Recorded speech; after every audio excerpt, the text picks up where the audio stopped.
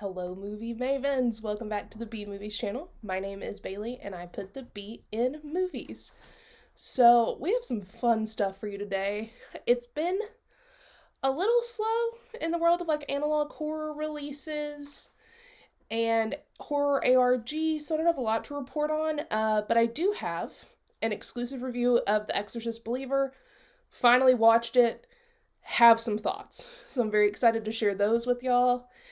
The new trailer for Poppy Playtime 3 is up. I thought it would be fun to talk about that, to talk about the teaser videos they've done, to talk about some of the analog horror stuff they have going on the Mob Entertainment channel right now. And as always, we will do a deep dive on one of our blogs for the week. So, before we hop into special features and our deep dive, let's go ahead and do our good old-fashioned blog roundup. For those who are new here, our YouTube channel is the video component of the bmovies.blog, which is linked in our description box below. And so on our YouTube channel, every Friday, we like to do a blog roundup and just talk about the blogs that have gone live on the blog this week. We post a new piece every Monday through Friday at 10 a.m. CST. And so this week, on Monday, we talked about Dear Christmas, which Dear Christmas is a Melissa Joan Hart Christmas film. It's more unhinged than the Fast and Furious piece that I wrote, but I just kind of let myself do a stream of consciousness thought piece. Several of my friends have texted me. They really enjoyed it. I hope you enjoyed as well.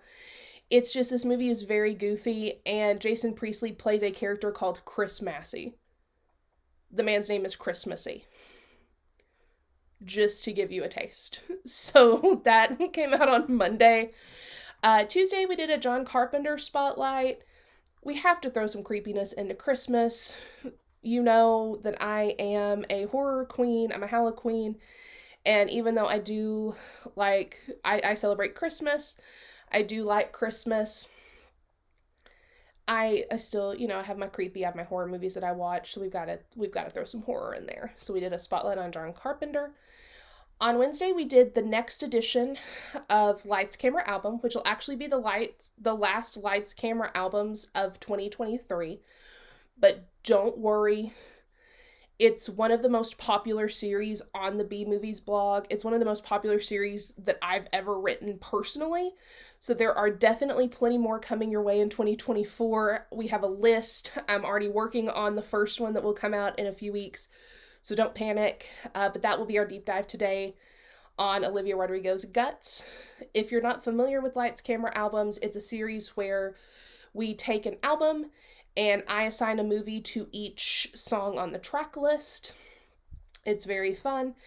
It's a lot of work, but I love doing it, and I've had a blast doing these. I'm really glad that y'all are liking them as well. On Thursday, we went back to my childhood and talked about The Inn, which is the teen version. It's like how it was Nick Jr., Nick and Snick. Noggin, which is a Canadian television channel, did The Inn, which was their equivalent of Snick. We talked about shows like Instant Star, Radio Free Roscoe, Boys vs. Girls, Degrassi, The Next Generation, all of that fun stuff. That was a blast to research, I'll tell you what. And then today I posted, if you're also new around here, for big holidays or like my birthday, I like to write a letter to our Movie Mavens. And so it was the last Friday. Christmas is obviously on Monday. And so since today was the last Friday before Christmas, or just, the last real Friday of the holiday season, because, it's like Christmas Eve. Christmas Eve twice removed. But I just wanted to give y'all a happy holiday because for some reason, on Christmas Day, for those who celebrate, I don't know how this happened, but on Christmas Day, we're releasing the Dollar Tree horror movies piece. It's wonderful, and it's so on brand. It's the best accident. It's such a happy little accident. I can't wait for y'all to read that on Monday, and we'll talk about it next week. But before we get into, like I said, our deep dive and our special features. I have a couple more things to talk about.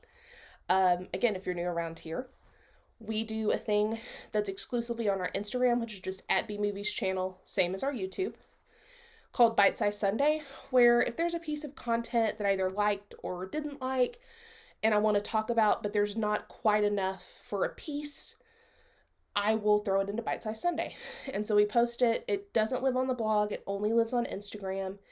And I usually post them around 8 or 9 a.m. CST on Sundays. And we only do a teaser here. We do a blog roundup on our Instagram and here, but Bite Size Sunday hints are only here. So for this Sunday, our hint is we all have our demons, and some happen to be sexy redheads. So I'm really excited to share this one with y'all. This is actually, I will say, this is a movie that I watched just on a whim. And it's one of my favorite horror movies I watched this year. So I'm really excited to talk a little bit about that on Sunday. So keep your eyes peeled on our Instagram. Give us a follow over there, just at bmovies channel. So there's one last piece of housekeeping here. Because for some reason, this holiday season, man, we talked about this a little bit last week, but I have had the holiday blues. I've also been very busy and done a lot of very cool and fun things. I was fortunate enough to go see Jinx and Bendela's holiday show the other week. It was so good. It was so much fun. And so my brain has just been, like I say, like just jello jiggling on a plate. So last week I mentioned a cause and then never talked about it. And so I posted videos on my personal story and the B Movies channel, but I was like, what are you doing? So I would like to rectify that and actually talk about the cause this week, which is Chewy Claws. So if you aren't familiar with Chewy Claws, they're an online pet store. They're kind of like Amazon, but exclusively for your pets. And so you can get pet medications, pet food, pet toys, pet supplies. And Chewy is donating a pound of pet food / pet supplies and is matching up to like 300,000 pounds of food. All you do is you write a letter to Chewy Claws on behalf of your pet.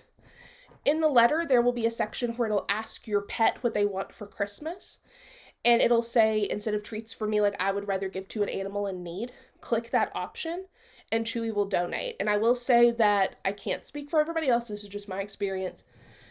I have 3 dogs and it donated for one of them. I didn't realize I had to click that option. And so for one of my dogs, I clicked that they wanted treats, but then for the other 2 to donate, and they donated 2 and it would have donated all 3. So it counts per pet. So definitely, I put the link in last week's video. For some reason, Instagram is not liking the UTM parameters that Chewy put on them. For those who don't know, UTM parameters are things like they'll put on a website and marketing so that you can track where the traffic is coming from and things like that. For some reason, Instagram is just not liking the link that they had. So I'll put it in the description box below. I also put it in last week's video as a correction, and I do apologize that I said I was not going to talk about a cause, and I didn't. It's, to quote Christmas Vacation, it's Christmas and we're all in misery. So apologies, and I'll link that in the description box below. They should still be live. If for any reason it isn't, thank you for everyone who did write a letter, because a couple people did reach out to me and they did write letters, so thank you. And again, apologies for mentioning something and then just never talking about it again. So now that all of the housekeeping is out of the way, let's go ahead and dive into this week's deep dive. So like I said, let's talk about Lights Camera Albums, Olivia Rodrigo's Guts. I like to do these as the deep dive just to explain a little bit further how I made the pairings in my head, because sometimes, as I've said in pieces before, you kind of have to tilt your head to the left and squint to see where my brain made the connection. But the first song we have up is All American Witch, because I don't know, YouTube swearing is still it's a gray area. So I paired that with Saved. This song does scream 10 Things I Hate About You, but a lot of songs from Olivia Rodrigo and Billie Eilish both do. So I think Saved is a wonderful runner-up. I think that you could take this as Cassandra singing it to Hilary Faye when she tries to, like, convert her, like, if Saved was turned into a musical, which, like, y'all, we have the Heathers musical, we have the Beetlejuice, like, give us Saved. Give me Saved. Please. Please. And so I've had Saved in my back pocket, and I just thought this was the perfect time to whip it out. And so next up we have Bad Idea Right, which is one of my favorite songs on this whole album. As Bridesmaids, I definitely understand Annie, who's Kristen Wiig's character, her self-destructive behaviors, because that was me in my early to mid-20s, for sure. So I get where you're coming from, girl. But I see her trying to yet again go hook up with Ted, who's John Hamm's character, who's an awful dirtbag. And even after Lillian, who's Maya Rudolph's character, tells her a million times that she deserves way better. I definitely see it. I think maybe that's why I like this album so much, is I'm like, oh, this was me when I was still drinking and had a lot of stuff to figure out. So next up we have Vampire. I put as Renfield. Renfield obviously would not use, like, the type of language. He's a lot more reserved and a lot more demure. But, as like I said in the piece, I can see him in that sweet little rainbow sweater singing Mr. Dracula when he finally stands up to him. I'm like, how sweet would that be? I love Nicholas Hoult and Renfield. Just, like, I don't know what it is. I joked that it's because I can sometimes go for types that are like, I can fix them, which I don't think some people in my life appreciated me joking about, but it is what it is. It's what happens when you're a writer. It happens. I think that's what it is. I don't know. But if anyone below, if you have, like, a huge attraction to Nicholas Hoult and Renfield, leave it in the comments below. Let me know. Let me know I'm not alone. Next up we have Lacey, which I put as Scott Pilgrim versus the World. And first of all, I just think it would be hysterical for some reason to hear Michael Cera, like, sing this song in general. But I think that, you know, Envy and Scott had this huge breakup, which, by the way, if you've not watched the anime series on Netflix, watch it. It's so good. It's so good. I think, first of all, I just think, again, I think it'd be hysterical for Michael Cera to watch it, but to sing it. But, you know, even though he and Envy had this big breakup, she made it big with her band, so she's basically inescapable because she got famous. She's everywhere on the news. And even when you have situations like this, you will still have feelings for that person deep down for a long time. Again, we've talked about My Maddie McKibben, so I'm not going to bore you again, but even, like, My Maddie McKibben, like, I will always have feelings for that person, even though I know this would never work out. So I just thought it kind of paired well with that mentality. And again, definitely check out the Scott Pilgrim anime on Netflix if you haven't. It's wonderful. And that movie just has a very special place in my heart, because Scott Pilgrim vs. the World was my first movie party at Alamo.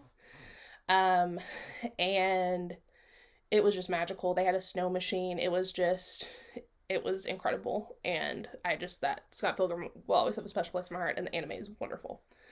So next up we have Ballad of a Homeschooled Girl as Lady Bird, which I know that Lady Bird wasn't homeschooled, but she's very dramatic. You know, it comes with that adolescence, right, where everything is the end of the world. Everything is a big deal. And it's so when you're an adult, you realize how minute these things are in comparison. But at the time, everything's a big deal. And so I just immediately thought of Lady Bird. Next up, we have Making the Bed as Heathers. And so when Veronica ditches her old best friend, Betty, which we don't see Betty a lot throughout the film, but we see her enough to know who she is and kind of what happened. And so Veronica starts hanging out with the Heathers, and, you know, Heather Chandler, who's played by Kim Walker, rest in peace, forces her to go to this party she doesn't want to go to, and is like, I made you, I can break you. And Veronica doesn't deserve a lot of the things she goes through, especially with JD. You know, that's a very toxic and abusive situation. But she chose the Heathers over Betty, and so it's like kind of her having made this bed, and now she's having to deal with the consequences, even though some of the things are definitely out of her control, and it's JD's just toxic. And please don't romanticize JD. Please don't. Please don't. He is a very damaged boy. Next up, we have Logical as Cruel Intentions. Cruel Intentions is another movie I've been saving in my back pocket because, like Saved, it's one of my favorite movies of all time. Hands down. I love Cruel Intentions. I have a Catherine Martoul tattoo that I will eventually be getting. It's on my legs. And for my tattoo peeps, I think legs are the most painful part. I know that some people say arms. I would rather get my arms tattooed all day. Even my chest tattooed. But my legs we're saving for last. But I see Logical being written from Annette, who's Reese Witherspoon's perspective, because Sebastian, after playing all of these games and all of this lead up, she finally is going to give herself to him, and he rejects her because he can't keep up this dishonesty, and Catherine has said all these horrible things. And, you know, they do eventually end up together for a little bit, but he just rejects her because he has all this guilt. And so it's just like Annette reeling after this boy who's been chasing her all this time. She's finally like, okay, I'm ready. But he wasn't, because he knew what he had been doing, even if she didn't. Get Him Back, I see as Rosalind. So, like I said, I think Rosalind is criminally underrated. Caitlin Dever is a national treasure. I can't think off the top of my head of anything I've seen her in that she wasn't wonderful in. Like, she was in No One Will Save You, which, as an exclusive, that movie is in my top 10 favorite movies of the year. And I know that, the cedar is killing me, man. I know that that's controversial, but I think it was one of the best movies. It's one of my favorite. I don't like to say best, because I think it's subjective, and we all know my famous disclaimer of just because I like something doesn't make it good, just because I don't like something doesn't make it bad. But I think she's a national treasure. And if you haven't seen Rosalind, I believe it's still on Hulu. It's wonderful. It's like a modern-ish Shakespeare adaptation like they did in like the late 90s and early 2000s, but Rosalind, it's Juliet's cousin Rosalind, she's the one that Romeo leaves for Juliet, and it's from her perspective. And so she's trying really hard to get Romeo back after Juliet comes to visit. And so I just really see this from her perspective, when she is just trying everything to get Romeo back. Next up, we have Love is Embarrassing, which is He's Just Not That Into You. This was one of the first movies that I paired with a song, because it shows us so many iterations of love, and it doesn't hide that embarrassing part. And I think that's what Love is Embarrassing is all about. Next up, we have The Grudge is The Beguiled, which, like, I'm going to be very honest. The Beguiled is one of my least favorite Sofia Coppola movies. It's a remake as well, and I'm not a huge fan of the original either. But I do think that it's great about a grudge. Like, it's a great representation of having a grudge, because did Martha, who's played by Nicole Kidman, did she really need to amputate that corporal's leg, or was it because she caught him in bed with another girl and she had feelings for him? There's a lot of things left to interpretation in that movie, and so I think that it works really well with The Grudge. Pretty Isn't Pretty, as Sierra Burgess is a loser. Now listen, if you know me at all, I love teen movies, I love teen dramas. I'm doing a full-fledged, y'all are probably going to be sick of me talking about teen dramas by the end of this year, because I have several pieces that I'm scheming and working on about different specific teen dramas, the teen drama genre in general. Y'all probably be sick of me. But yes, I've seen Sierra Burgess a loser. No, I don't think it was cool for her to pretend that she is deaf. I think that was a very bad misstep on Netflix's part. But I digress. So Sierra Burgess, who's played by Shannon Purser, who is well known as Barb from Stranger Things.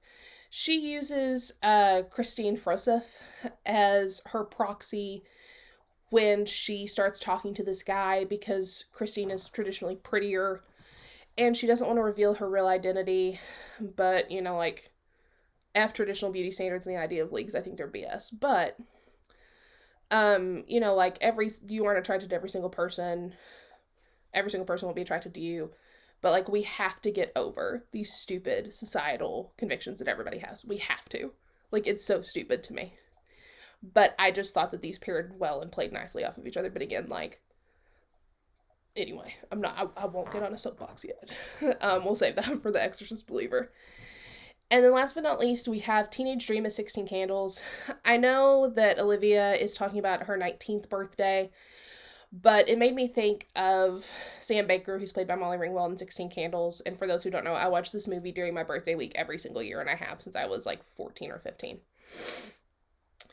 And, you know, Sam keeps wondering when she's going to get a boyfriend. She's like Lady Bird. They're really similar movies. Like 16 Candles and Lady Bird are very similar when you break them down as that adolescence melodrama. And so it just reminded me of 16 Candles. So that's our deep dive for today. I will link the Lights Camera albums for Olivia Rodrigo's Guts below. So now let's move on to special features. And the specials features section of our video, again, if you're new here, every time I say it, you know, eat an Oreo or whatever you'd like to do. This is reserved for updates on horror ARGs, analog horror series that we cover, topics that we haven't written about quite yet, or topics we may not write about. It's just things I want to talk about. So, to kick it off, Poppy Playtime 3 is coming. And before we dive into the actual trailer, we're going to talk about 3 different videos. We're going to talk about the VHS recall, the Smiling Critters cartoon, and the teaser trailer that came out 4 months ago that I somehow completely slept on and did not know was happening. Also, I know I don't play video games myself, but I do love watching Let's Plays of some horror games, and I love Poppy Playtime. I love it. I think it's very cool and very fun. And yeah, and I love how they mix live action with the anime. It's just great.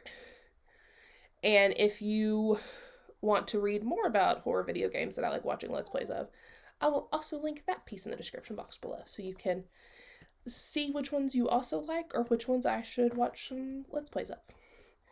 So to start off, let's start off with the teaser trailer. So the teaser trailer, we start out with a fire, which is what I believe to be the aftermath of the train explosion from Poppy Playtime 2, when the train crashes that we're on, that we go unconscious. And then we cut to a decapitated Huggy Wuggy on the floor, and like, I was sad. I was actually sad because I know, like, is he a vicious creature? Yes. Am I also a bleeding heart? Yes. Do I like creatures more than human beings? Absolutely. So was I sad that there was a decapitated Huggy Wuggy? Yes, I was. So there's a decapitated Huggy Wuggy on the floor. There's a picture of a creepy child. And then there's a child's drawing that's been kind of mangled. And it's almost like it's trying to cover up some of the claw marks going down the wallpaper. And then there's a toy phone that's lying on the floor, and it's just blaring a dial tone. We cut back to the creepy child's photo. I don't know, it's very realistic, so I'm not sure if it is animated or if it's like they did some overlay on like a real image, but it's creepy. And above it, scrawled into the wall, is "The original saved me, I rejoice in him." And it's just like carved into the wall above it, and you're like, goody. And then we cut to another wall in that what appears to be that same room, because the wallpaper's the same, that says, "I live to serve our angel of salvation," it's surrounded by children's drawings that say things like, "Just like mommy and daddy before they left me, and he gives me nightmares." Cool. Great. Feel good about that. So then the sounds of children crying in the background start, which is always a wonderful sign of good things to come. As we cut to this like giant robotic exoskeleton, we can't really see it very well. It's backlit. And then we see more word scrawls, which are great. Like, my somniferous flock and never forget the hour of joy, which remember, never forget the hour of joy, that will come back later. So then as the camera pans over to, because at first you can't see the full phrase of never forget the hour of joy, there's like this clawed hand that slowly creeps back into the darkness as we pan over. So again, great. And then we cut to, there are two glowing eyes in the darkness, and gas fills the screen, and we get jump scared by a face of a character we have not seen before. And that's when we're told that chapter 3 is called Deep Sleep, and that's all she wrote for the teaser. So now let's get into the Smiling Critters video. So the Smiling Critters video, it starts like an animated cartoon. To me, it was like very 90s, like late 80s, early 90s.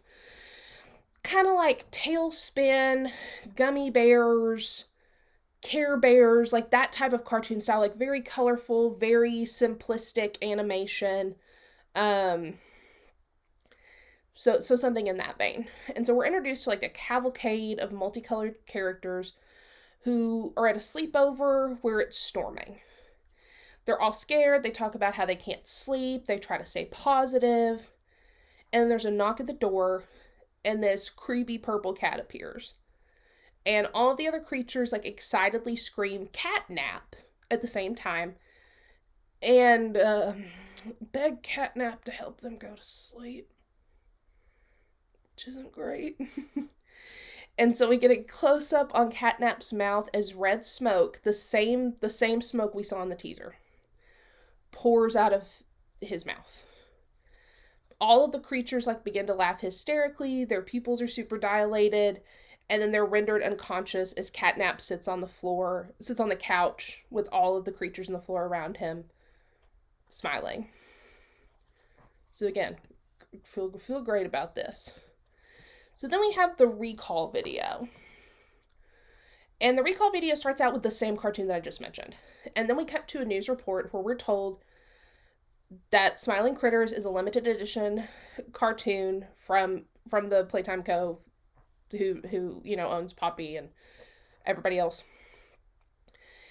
And they had an entire toy line crafted around all of the characters. Which, like, Baz talked about this on his channel. If they would release these plushies, man, Mob, y'all could make some bank off of those plushies, but I digress. However, we find out Catnap's toy is being recalled because children are having really graphic and gruesome nightmares. And it's all of the children that were sleeping with their Catnap toys. So he's been completely recalled and removed from the merch line. And they still don't know exactly what's causing the issues. But the newscaster says, as the video, like we get to the credits and things, says the only thing that's obvious is that your children aren't safe with Catnap. Which again, combined with this, and the cartoon, and the teaser, it's not looking great for chapter 3 of Poppy Playtime. So now let's get into the meat and potatoes, the actual trailer that has been released. So the trailer starts with the same cartoon again, that cartoon intro that we've seen before for the Smiling Critters cartoon. However, this time, we cut to an EAS, like an emergency alert system, warning from August 8th of 1995, where Playtime is issuing a quote-unquote workforce danger alert, which again, doesn't sound great. And, considering the creatures we've seen in chapters 1 and chapters 2, like, Mommy and Huggy Wuggy and Kissy Missy and Poppy and everybody else, don't feel great. It doesn't bode well. And so something I love about this trailer, and I want to point out right up top, is I think, at least to me, I think it taps into the analog horror genre a lot, because it has that same VHS font that you see a lot within, like, the FNAF VHS analog horror tapes and things like that, and that's what I love, and that's what there are some sound bites, but, like, there's no voiceover, and so I love it because they use those, like, black squares with that analog VHS horror font. And if you know what I'm talking about, that kind of blocky font. And so the first one that we get says, "Have you heard the news?" Which, in my opinion, echoes that culty language we saw literally written on the walls in the teaser. So then we cut to some gameplay footage and a scene of all the Smiling Critter plushes, it appears to be the plushes, including Catnap sitting in a room in the warehouse. And then we get the next slide that says, "These children have suffered." Again, not feeling great. We then cut to a poster of two children laughing, very similar to the smiling creatures at the end when Catnaps gas them when they have those like big, almost uncanny valley smiles. And it's and it says, "Catnap is your friend," which again I feel like they are purposely trying to trick people. We then cut to it's I don't know exactly what to refer to this. I'll call it a soundbite. It's like an audio recording. And I believe it's one of the characters talking to us, which will make sense in a second. But they say that the prototype is Catnap's god. Which again, not liking one single bit of this, y'all. All of this does not sound good. And we see the prototype finally, which appears to be the same robotic exoskeleton that we saw that was backlit, so it was black, we couldn't see any part of it. And it looks like it's made up of other toys. It's kind of like this big, bulky robot. It's made up of other toys. I think that's, if you remember towards the end of chapter 2, when we defeat, because I think Mother's the big boss fight, is like the final boss fight in chapter 2. And you know how that like, I don't know what to call it, like that claw, like that metal claw crawls under and like grabs her body? I think that the prototype was what she was referring to, and I think the prototype is what grabs her. That's what I think, because the prototype seems to be made up of other toys. And I'm pretty sure I saw Huggy Wuggy's head on one of his legs. I'm pretty sure. So, okay. Now we're really getting into it. Sorry, please ignore my animals. So now like we're really getting into it, because we have this brand new character who I think is probably going to be the big bad. I think that maybe chapter 3 may be like the end of this arc of Poppy Playtime, or like maybe, like, I don't know. I feel like this is like we're gearing up for a conclusion.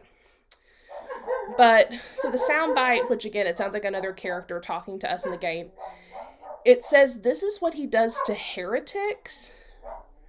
And we can kind of see, and again, it's backlit, so we don't fully see. We can see someone in shadow that has been kind of chained up and caged. And then the next bit of VHS text says, "These children grow hungry." Which again, I have no clue what my dogs were barking at. So, like I said, this character that I'm assuming is talking to us in the game says, "This is what he does to heretics." And we see someone backlit that they seem to be like kind of chained up, and it looks like this, like it looks like they're chained up by their wrists. But again, it's backlit, so it's kind of hard to tell. Then we see a little bit more gameplay, and then Poppy tells us that what's happening down here is bigger than all of us, and says she needs us.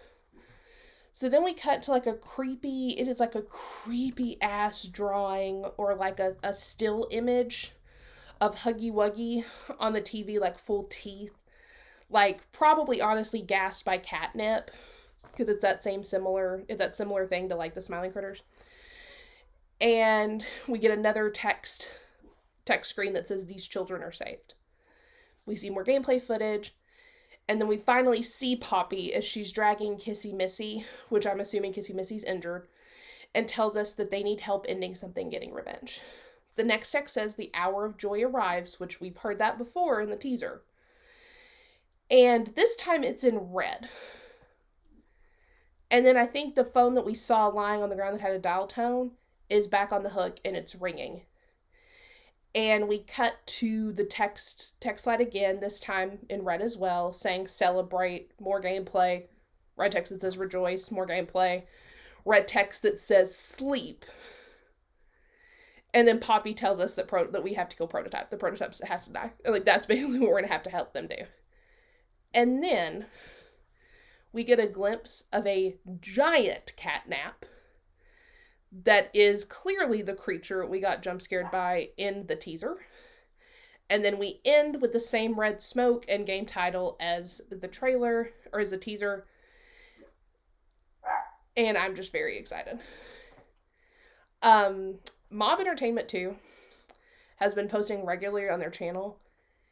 And I would recommend watching all of the videos they have up right now because they are gems. Like the employee training videos where they have someone in the early 90s with like an actual like Huggy Wuggy, someone in a Huggy Wuggy suit are gems.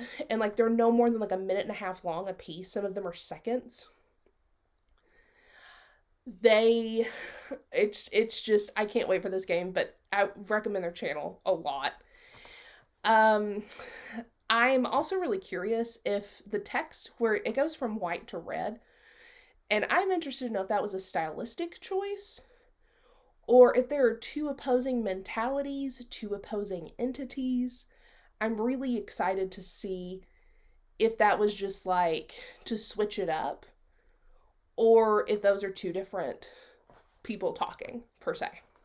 Like, i.e., like Catnap and Prototype versus Poppy and Kizzy Missy and the others. So I would also recommend watching. This is a delight, and I did not know that this was happening either until I was doing the research for this video. So they have some restricted videos on their channel, and they have some that are in a playlist. They have 3 in the playlist, and then I think 4, or it's 3, but one's different, on the main feed. I would watch both, but they're very well done. And they have a lot of interesting information that kind of confirms some theories that I've had from chapters 1 and 2. But I would watch the ones in the feed and the ones on the playlist because A, the ones in the playlist are longer, and B, it just gives them the views. And they're not very long. And just some of them give you more information than others. So I would definitely watch both. And to Mob Entertainment, y'all are great. If you ever wanted to do a full-fledged analog horror series or a horror ARG, I would be so in. Because these little videos and promos you have for the game are awesome. And instead of, since we've talked about so much of their content, I'm just going to link the Mob Entertainment channel down below. So definitely give them a follow. Very excited for Poppy Playtime Chapter 3. I hope y'all are too. Like their videos, comment on their videos, because they're doing some cool stuff over there. And again, even though I'm not a gamer girly myself, I love watching playthroughs, and I'm very, very, very excited to watch some playthroughs of Poppy Playtime Chapter 3, which it says winter 2023. So I'm not sure when it's coming, but we have 2 weeks left, so hopefully it's coming soon. By the time this video comes out, I'm not filming, like, to be behind the curtain, I'm only filming this video, like, a couple days in advance, so, like, I don't know why I'm like, we have so much time left. We have, like, 2 weeks left of this year, which is insane, but hopefully it's coming soon. So now, I have a new Vintage 8 series that I'm obsessed with, and there's only one video out so far. Vintage 8, you know that we love you here at bmovies. So I was so stoked when I saw you had started a new found footage series called Married to a Sleepwalker that I'm very excited about. I love found footage, and again, you know that we love you over here. And so I immediately clicked on it, and Married to a Sleepwalker is about Shelley and her husband. Those are the 2 characters that we have. Well, we technically have 3 characters so far. but we'll get to the third. So Shelly and her husband has started documenting because Shelly is sleepwalking every single night, and it's a bit unusual. So Shelly is doing the same thing every single night. She's walking out of the house, and it's so exact that they've even been able to draw chalk marks where her feet go. And her feet, when he wakes her up the morning that we join him, her feet are right on those marks. It's crazy. They're right within the foot marks. So we get a lay of the land. We find out where all the cameras are. And then we see Shelly get out of bed, go outside, and then she stands in what appears to be a praise position, which if you grew up in the Bible Belt like I did, you know what I'm talking about. And if you didn't, it's the hands up in the air, looking up in the sky, just that whole deal. So Shelly's husband, who, and Vintage 8, if you were watching, I want you to keep me honest, I did not catch his name. Do we know his name yet? Or are we just referring to him as married to a sleepwalker because that's how he signs off at the end? Keep me honest, Vintage 8. If I missed his name, correct me. If you're watching this, please. So he wakes up, he grabs the camera, and he goes outside to show us what Shelly's been doing, as well as to wake her up. He asks Shelly if she has any bites, which remember this, because we know Vintage 8 are so good about the connectivity, and I respect the hell out of you for it, because it's so wonderful how you've created, like, it's like Chris Strobe and this whole Icar Falls thing, it's so good. So he asks her if she has any bites, she says a few, and so he mentions he'll try spraying, and then he'll put up a zapper, and again, we'll come back to this in just a second, so just keep that at the front of your mind. So then we move into the living room, and we get a bit more context, and find out that the sleepwalking started about 2 years ago, after Shelly's husband got out of the hospital. So then we cut over to a news report, which is chronicling the LV, or the Livingston virus, which appears to be transmitted by mosquitoes, hence why Chris asked her about the bites. The reporter goes on to say, oh, it's rare to actually get sick from LV, because some people are reporting encephalitis, and the reporter claims that it's rare to get sick, and it's even rare if you have symptoms. Like, it's just, even though there are 26 cases, like, it's rare to get it, and there are really no symptoms. So then the reporter continues on, and we cut to footage of Shelly's husband putting up a bug zapper and spraying in their front yard. And then their landlord walks up, and he insinuates to Shelly's husband that the sprays are useless, and that the only way to prevent LV is to stay inside in cool temperatures. He then asks about Shelly sleepwalking and makes several insensitive comments because he's a jerk. And then we find out that Shelly has been taking fertility treatments. I believe they're doing IVF. It's what it looks like, because she's giving herself an injection.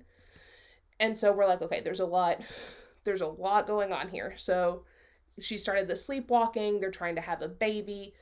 Their landlord is kind of a jerk, and, makes a comment to Chris. I don't know why I wanted to call him Chris. I think it's because I also watched The Itch, which we will talk about The Itch next week. It's not even The Itch, it's Itch, which, Vintage, you make my skin crawl with Itch.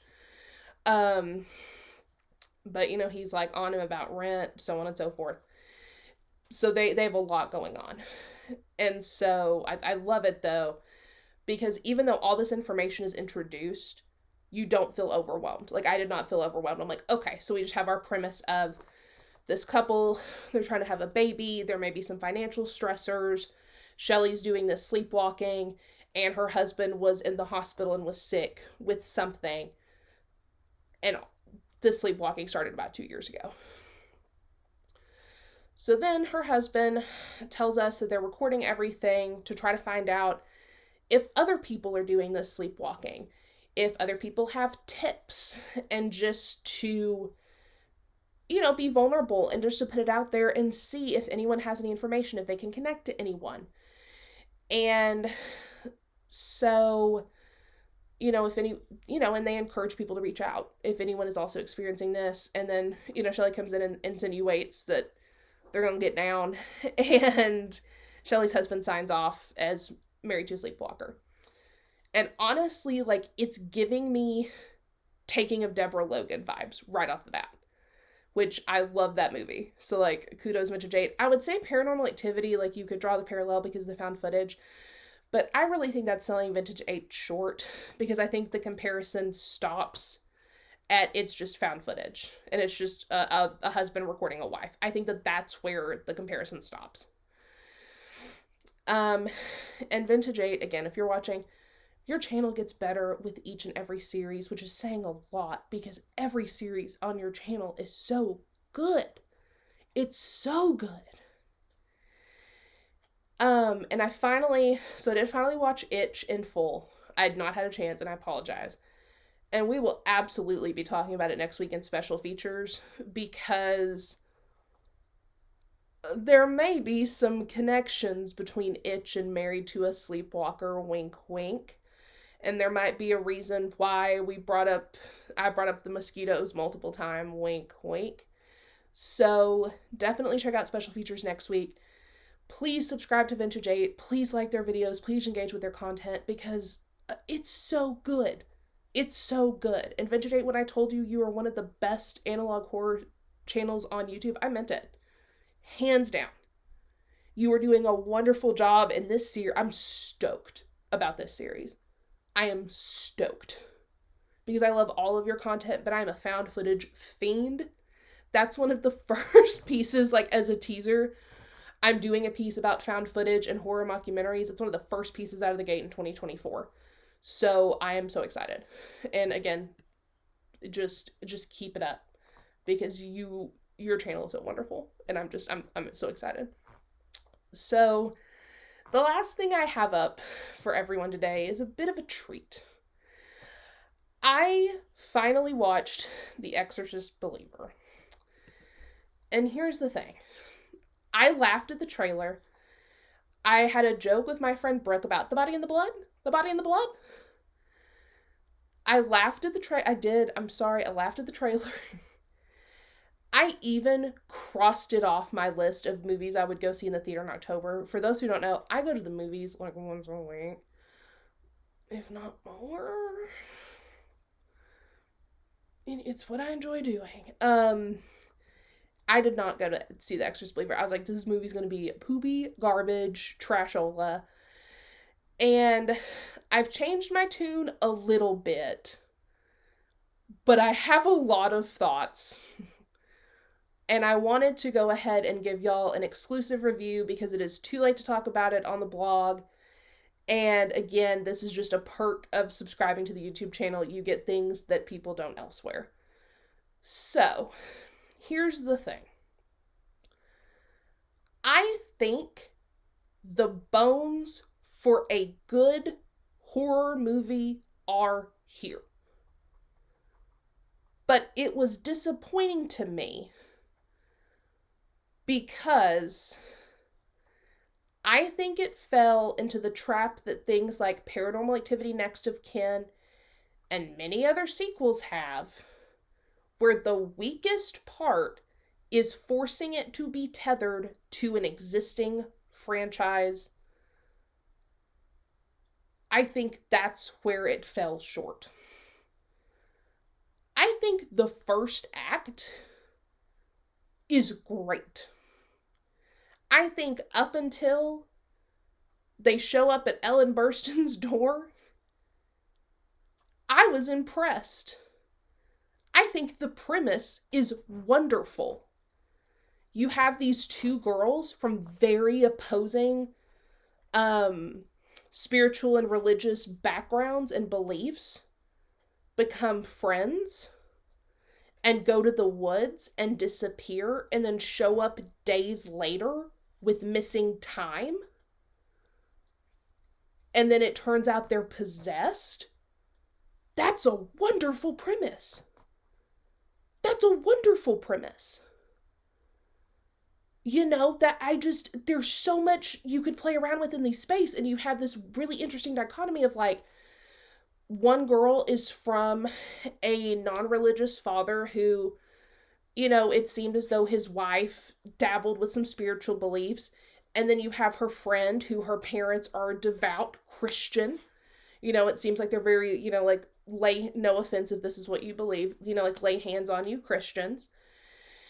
And, and it's also, you have a white family and a black family, and there are just a lot of dynamics to play with. And I think the premise is wonderful. I love these opposing ideologies that are at odds that have to come together with all of these different ideas of religion and spirituality and possession. I think it's wonderful. I love how the beginning of it feels very similar to the beginning of The Exorcist. I love Ann Dowd. I think she's incredible within the horror space. Like in Hereditary, oh my god. I mean, Ann Dowd is wonderful just in everything she's in, but like, I think in this movie, she's criminally underutilized. And the first act, to me, until they have to bring in Ellen Burstyn, I think it's wonderful. There's a lot that I love in this movie. And that's what makes it all the more disappointing.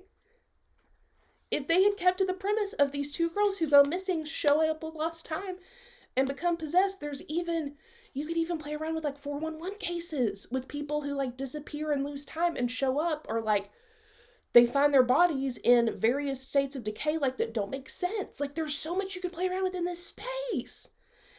And truly, I think if they had just tightened some things up, lost some CGI, and just cut that string to The Exorcist, I think this would have been a decent horror movie at worst. A good horror movie at least, at best. Just take some of that cheese out. Tighten it up a little bit. Take out that CGI and cut that cord from The Exorcist.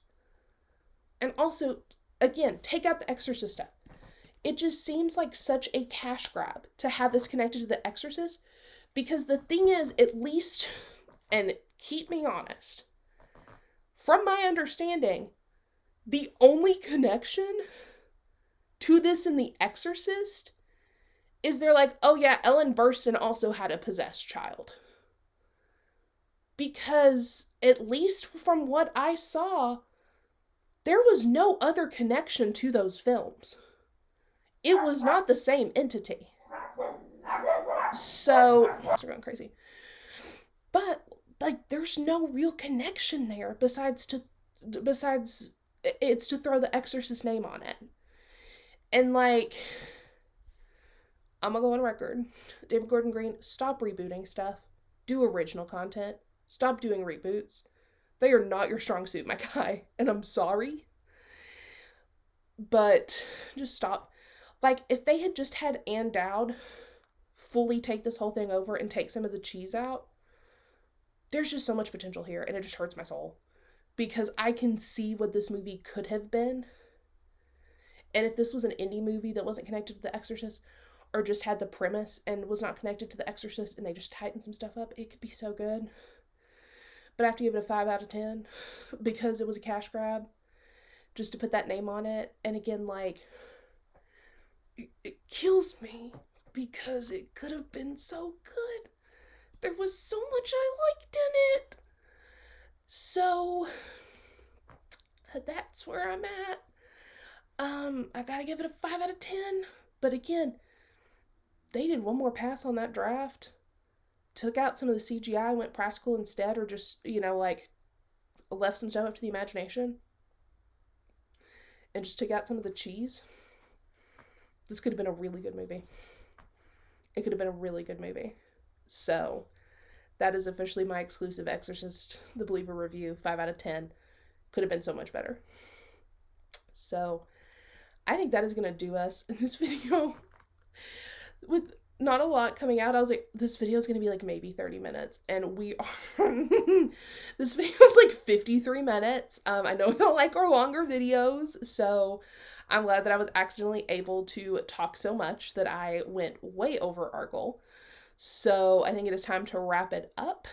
Be sure to follow me on Instagram at Lisa_Frankenstein_. Follow Elliot over on Instagram at reading.with.red. Follow the bmovies Instagram at bmovies channel. Be sure to subscribe to our channel, like our videos, comment, tell your friends, and just thank you for all the support. I'll do my big sappy thank you next week because it's the last time I'll see you in this year. And so I think with that, all that's left to do is fade to black.